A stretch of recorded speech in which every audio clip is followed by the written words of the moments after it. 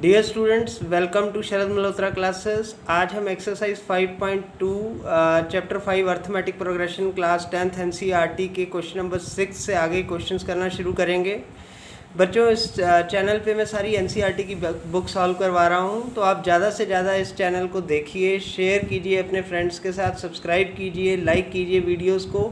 और अगर आपको एनसीईआरटी क्वेश्चंस के अलावा भी कहीं भी कोई दिक्कत आती है तो आप मुझे कमेंट बॉक्स में लिख के भेजें। मैं आपके उस प्रॉब्लम्स का सलूशन ढूंढकर आप तक ज़रूर पहुंचाऊंगा। तो आइए क्वेश्चन नंबर 6 पे चलते हैं। उसमें हमें लिखा गया है, check whether -150 is a term of AP. हमें एक सीक्वेंस दे दी गई है, हमें एक एपी दे दिया गया है 11, 8, 5, 2 एंड सो ऑन। इस पे हमें चेक करना है कि क्या -150 इस एपी का इस सीक्वेंस का हिस्सा है या नहीं है। तो बच्चों, nth टर्म फाइंड आउट करने वाला ही फार्मूला लगेगा।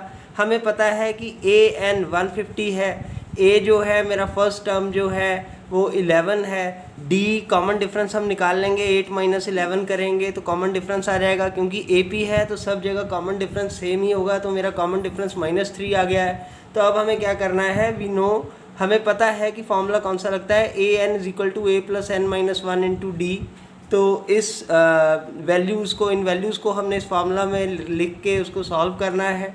तो -150 इज़ इक्वल टू a की जगह 11, n - 1 ऐसे ही रहेगा क्योंकि n ही हमने निकालना है, और d की जगह -3। तो अब मैं जब 3 को मल्टीप्लाई यहाँ कर रहा हूँ तो मेरे पास -3n + 3 आ जाता है। तो -150 plus is equal to 11 plus -3n + 3, ये वैल्यू मेरे पास आ जाती है।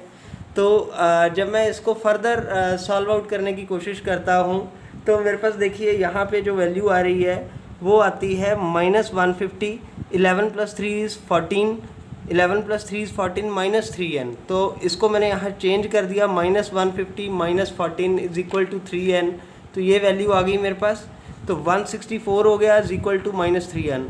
तो ये माइनस जो है कैंसिल कर सकते हैं। मैंने यहाँ आके इसको कैंसिल किया है, तो माइनस जो है कैंसिल हो गए और मेरे पास वैल्यू आ गई n = 164/3। तो बेटा ये जो n है यहाँ पे मैंने लिखा भी है, n can not be in a fraction. तो n जो है कभी भी फ्रैक्शन में नहीं आएगा, क्योंकि सीक्वेंस जो है हमारी ये वाली जो सीक्वेंस है वो पॉइंट्स में तो कभी आ ही नहीं सकती। तो इस वजह से ये जो है मेरा 150 जो है ये इस टर्म का इसका हिस्सा नहीं है। तो अब हम बात करेंगे क्वेश्चन नंबर 7 की। इसके अंदर बात हो रही है, find the 31st term of AP whose 11th term is 38 and 16th term is 73। हमें 31st टर्म निकालनी है। किस चीज़ की 31st टर्म निकालनी है? एक AP की निकालनी है जिसकी हमें 11th टर्म दे रखी है 38 और 16th टर्म जो है वो 73 है। तो देखो बेटा, हमारे पास यहाँ 2 इक्वेशंस बन जाएंगी, है ना। इक्वेशंस बनेंगी तभी मेरे को D का भी पता चलेगा और A का भी पता चलेगा। जहाँ पर भी हमें A गिवन ना हो तो हमें पहले इक्वेशन से उनको A और D की वैल्यूज़ को फाइंड आउट करना पड़ता है। तो अब हम बात कर रहे हैं यहाँ पे फार्मूला यही यूज़ होगा, an = a + n - 1 × d। वही nth टर्म वाला फार्मूला हम यूज़ करेंगे। तो उसके बाद हमारे पास 11 है और a 16 है। तो ये देखिए इसकी टर्म्स की इक्वेशन कैसे बनी।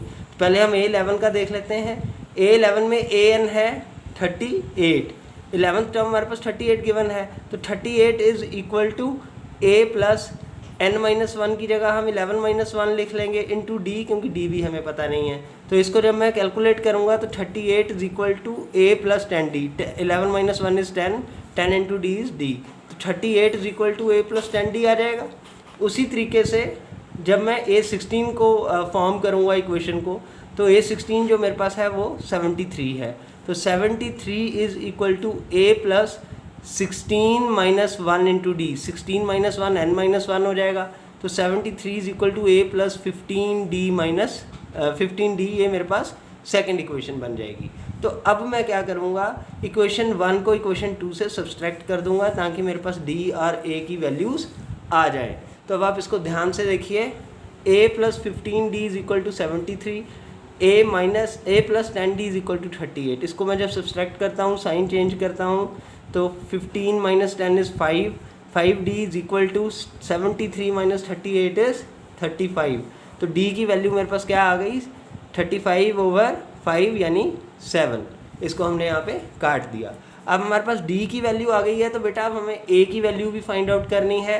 तो putting the value of D in equation 1 में डी की वैल्यू को पुट करेंगे तो a प्लस 15 × 7 = 73, क्योंकि मेरी इक्वेशन जो थी a + 15d थी, तो d की जगह मैंने 7 पुट कर दिया, तो मेरे पास वैल्यू आ गई a = 73 - 105। तो इसको जब मैं कैलकुलेट करता हूँ तो मेरी a की वैल्यू आ जाती है -32, क्योंकि 73 में से जब मैं 105 को माइनस करूँगा तो नेगेटिव का 32 मेरे पास वैल्यू आएगा, तो वही वैल्यू जो है मेरी a की हो जाएगी।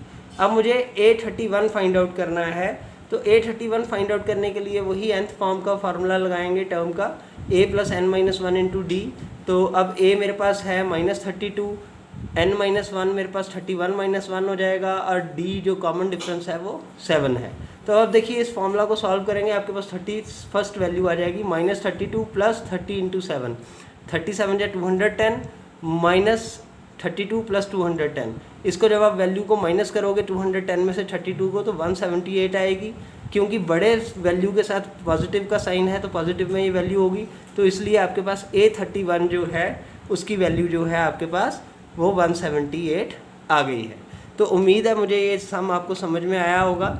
आइए अब क्वेश्चन नंबर 8 पे चलते हैं। क्वेश्चन नंबर 8 में हमसे पूछा जा रहा है कि an AP consist of 50 terms. एक AP है, उसमें 50 टर्म्स गिवन है, of which third term is 12 and the last term is 106। Find the 29th term. अब देखिए लास्ट टर्म का कॉन्सेप्ट हमने पहले भी किया था। मैंने आपको बेसिक इंट्रोडक्शन की एक एक्सरसाइज दी हुई है इसकी, अगर आप उसको देखेंगे तो आपको ये फार्मूला कैसे यूज़ कर रहा है, इसका बेसिक कॉन्सेप्ट क्या है बेटा, वो सारा समझ आएगा। तो मैं इसका लिंक भी आपको डिस्क्रिप्शन बॉक्स में डाल दूंगा, आप उस एक्सरसाइज को ज़रूर देखिए, उस वीडियो को ज़रूर देखें, और फिर भी अगर कोई दिक्कत है तो आप मुझे कमेंट लिखें। तो यहाँ पर जैसे लास्ट टर्म हमें गिवन है, तो लास्ट टर्म को हम L लिखते हैं।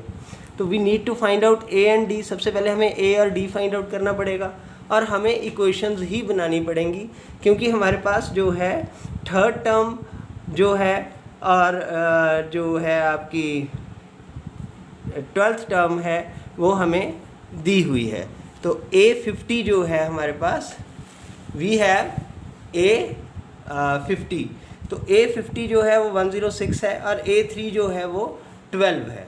तो अब इनकी इक्वेशंस बना लेंगे। 106 = A + 50 - 1 × D, 50 - 1 n - 1 हो जाएगा। तो 106 = A + 49D, ये मेरी एक इक्वेशन बन गई पहली, है ना। तो अब मैं इसके आगे दूसरी इक्वेशन अपनी बनाऊंगा। 12 = A + 3 - 1, तो मेरी जो थर्ड टर्म थी वो 12 थी, तो A + 3 - 1 × D करूँगा, तो 12 = A + 2D, ये मेरी सेकंड इक्वेशन बन जाएगी। तो अब ये दोनों इक्वेशन मेरे पास बन चुकी हैं। तो अब मैं इक्वेशन को सब्सट्रैक्ट करूँगा जो है, तो मेरे पास वैल्यू क्या आ जाएगी, सेकंड इक्वेशन को फर्स्ट में से सब्सट्रैक्ट करेंगे तो अब हमारे पास वैल्यू आ जाएगी, ये A कैंसिल हो जाएंगे, 49 - 2 = 47, और 106 में से जब मैं 12 को माइनस करता हूँ तो मेरे पास वैल्यू आती है 94। तो D जो है मेरा वो 94/47, तो यानी 2 आ गया मेरा D की वैल्यू क्या आ गई 2। अब इस वैल्यू को हम इक्वेशन 1 में डाल रहे हैं ताकि हमारे पास A की वैल्यू आ जाए। तो A + 49 × 2 = 106, तो मेरे पास वैल्यू आ गई A + 49 × 2 = 98 = 106। तो A की वैल्यू मेरे पास 106 - 98 यानी 8 आ गई। तो अब मैं A29 आसानी से फाइंड आउट कर सकता हूँ। हमें पता है कि हम कैसे उसको फाइंड आउट कर सकते हैं। तो A29 will be equal to A + n - 1 × D। तो A मेरे पास 8 है, n - 1 is 29 - 1 × 2, तो यानी 8 + 29 8 × 2, 8 + 56 यानी 64। जो 64 है that is my 29th term of AP। तो आइए अब हम क्वेश्चन नंबर 9 को फाइंड आउट करते हैं, उसका सोल्यूशन निकालते हैं। तो क्वेश्चन नंबर 9 में हमसे बात की गई है, पूछा गया है in the third and 9th term of AD, अगर हमारा तीसरा और नौवां टर्म AP का 4 और -8 हो तो which term of AP will be 0। हमें गिवन है A3 और A9, तो अगर ये हमें गिवन हो तो हमारा ज़ीरो कौन सा टर्म होगा। देखो बच्चों, इसके अंदर हमें a दे दिया गया है, 9 दे दिया गया है, तो हमें d फाइंड आउट करना है। तो d फाइंड आउट करने के लिए भी हमें क्या है, उसी फार्मूला का यूज़ करना पड़ेगा, क्योंकि इसी फार्मूला के थ्रू हम d को भी फाइंड आउट कर सकते हैं। तो आइए फाइंड आउट करते हैं इक्वेशन बना के। तो 4 की वैल्यू है, जो a3 की वैल्यू है वो 4 है, तो 4 is equal to a plus third term थी तो 3 - 1 इंटू डी। तो मेरे पास इक्वेशन क्या बन गई, 4 is equal to a plus 2d। ये मेरे पास इक्वेशन बन गई।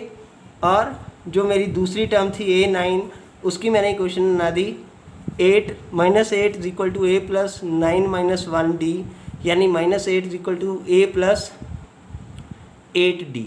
तो इन दोनों इक्वेशंस को जब मैं सॉल्व करूँगा, इनको सब्सट्रैक्ट करूँगा, ये देखिए दोनों इक्वेशन लिखी हैं, a plus 8d is equal to -8 और a plus 2d is equal to 4। इसको जब मैं सब्सट्रैक्ट करूँगा तो ये यहाँ पे कैंसिल हो जाएगा मेरा। तो 8 - 2 जो है वो हो जाएगा 6 और -4 - 8 जो है -12 हो जाएगा। तो d की वैल्यू जो है मेरी -12/6 यानी -2 आ जाएगी।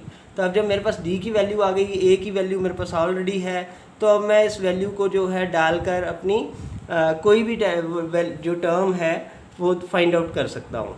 तो अब देखिए यहाँ पे मैंने इक्वेशन के अंदर पहले अपनी जो d की वैल्यू डाली, तो उससे मेरे पास जो है a की वैल्यू भी आ जाएगी। a प्लस 2 इंटू -2 इज़ 4, तो a - 4 इज़ इक्वल टू 4। अब ये -4 इधर जाएगा तो a की वैल्यू 8 आ गई। तो अब इन वैल्यूज़ को उसी बेसिक फार्मूला में हम पुट करेंगे तो हमें पता चल जाएगा कि 0 कौन सी टर्म में होगा। तो 0 is equal to 8 plus n - 1 into -2 इस फॉर्मूला में पुट किया। तो 2 को जब मैं ब्रैकेट से साथ मल्टीप्लाई करूँगा, बॉड मास को अप्लाई करता हूँ, तो -2n + 2 बचेगा, 2 + 8 10 हो जाएगा और -2 ऐसे ही रहेगा। तो 0 इज इक्वल टू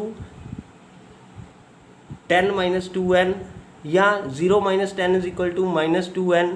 तो -10 - 2n यानी माइनस कैंसिल हो जाएंगे, तो n इज इक्वल टू 10/5 यानी कि 10/2 दैट इज इक्वल टू 5। तो मेरे n की वैल्यू जो है वो 5 आ जाएगी, यानी जो 0 है वो मेरी 5th टर्म होगी इस AP की। आइए 10th क्वेश्चन को फाइंड आउट करते हैं। 10th क्वेश्चन के अंदर इन्होंने लिखा है कि if the 17th term of AP exceed it's 10th term by 7 find the common difference. बच्चों बड़ा ही सिंपल सम है। देखिए इस लैंग्वेज को आप समझिए कि इन्होंने क्या कहने की कोशिश की है। वो कह रहा है कि 17th टर्म ऑफ AP, अगर 17वीं टर्म है किसी AP की, वो 10th टर्म से 7 टर्म एक्स्ट्रा है, तो कॉमन डिफरेंस कितना होगा। वैसे तो आप वैसे ही पढ़ के ही इसको समझ जाएंगे कि 17th और 10th टर्म में 7 नंबर का डिफरेंस है और टर्म्स में भी 7 नंबर का डिफरेंस है, तो 1 आएगा। लेकिन फिर भी हमें सॉल्व करना है। तो देखिए कैसे सॉल्व होगा।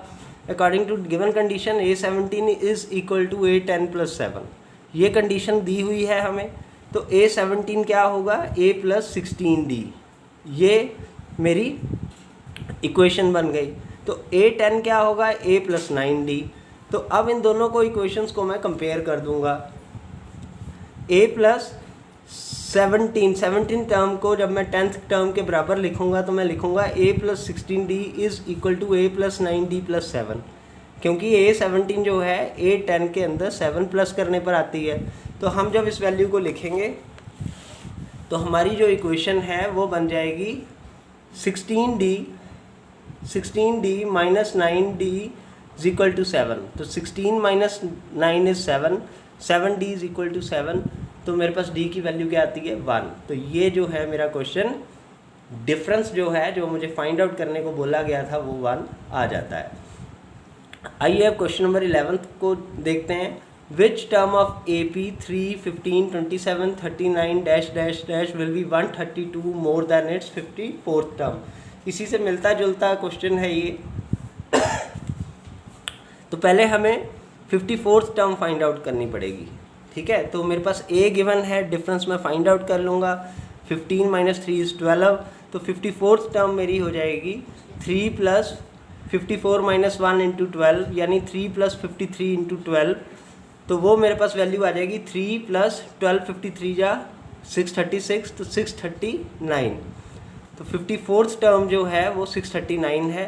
तो अब मुझे ऐसी वैल्यू फाइंड आउट करनी है जिसका जो टर्म है वो 132 ज़्यादा हो, तो an विल बी, जो वो वैल्यू होगी वो कितनी हो जाएगी, 639 के अंदर मैं 132 ऐड कर दूंगा तो वो वैल्यू आ जाएगी उस टर्म की, तो 771 हो जाएगा।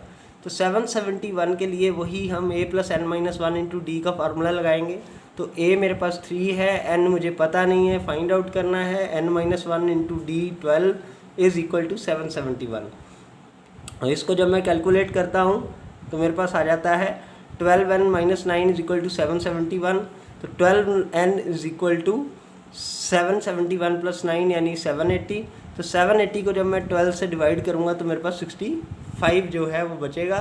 तो 65th term is the 132 more than the 54th term. तो इस तरीके से हमने फाइंड आउट किया कि अगर हम 54th टर्म में 132 ऐड कर दें तो वो मेरी 65th टर्म होगी। मुझे उम्मीद है बच्चों कि ये क्वेश्चंस आपको समझ आए होंगे। Thank you for watching this video.